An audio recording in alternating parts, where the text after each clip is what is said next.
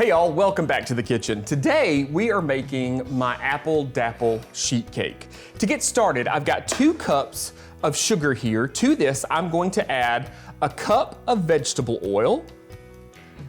I've got half a cup or 1 stick of unsalted butter that we've melted. I'm gonna stir this together. I've got 3 eggs that we're going to add to this.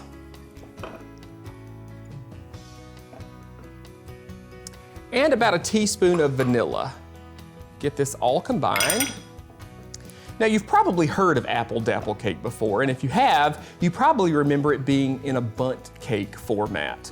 Well, you know, I'm always tinkering and always thinking, how can I make something better?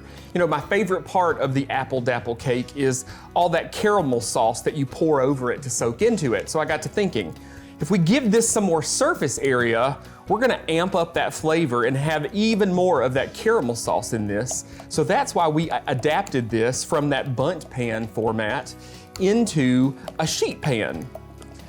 All right, I have 3 cups of all-purpose flour. To this, I'm going to add 1 teaspoon of baking soda and a teaspoon of salt.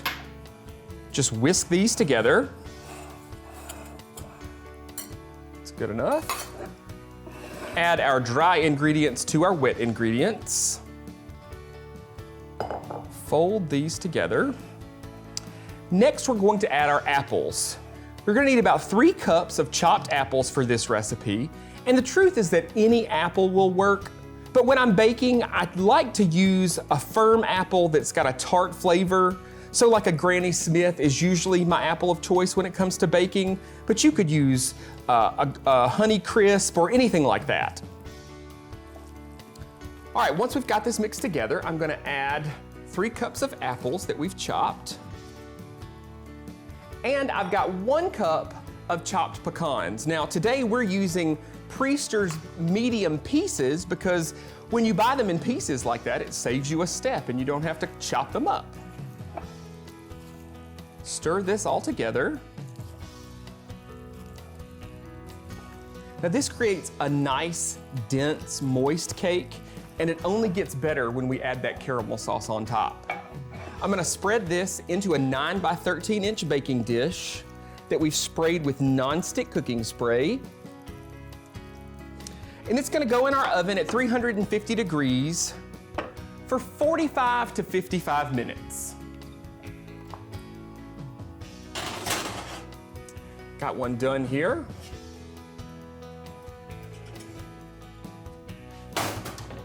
All we're gonna do at this point is poke our holes across the top. I've got my caramel sauce made here in advance. This is 1 cup of firmly packed light brown sugar, a 1/4 cup of milk, and a 1/2 cup of unsalted butter. I've just cooked that until it gets about 200 degrees. Once it gets to a boil, you're gonna cook it for about a minute, minute and a half. Then you just pour this right over the hot cake. Folks, you can find this full recipe and tons more on my website at southernbite.com. Just visit the Simply Southern section. Y'all enjoy. Thanks to Priester's Pecans, based in Fort Deposit, Alabama, for sponsoring today's cooking segment. And with that, we've come to the end of another show.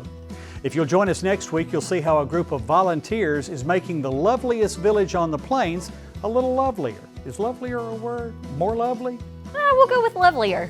Plus, we'll also visit the Tallapoosa County Girls Ranch, where the word family means a whole lot more than just who you're related to. I'm Mary Wilson. And I'm Kevin Worthington. We'll see you then.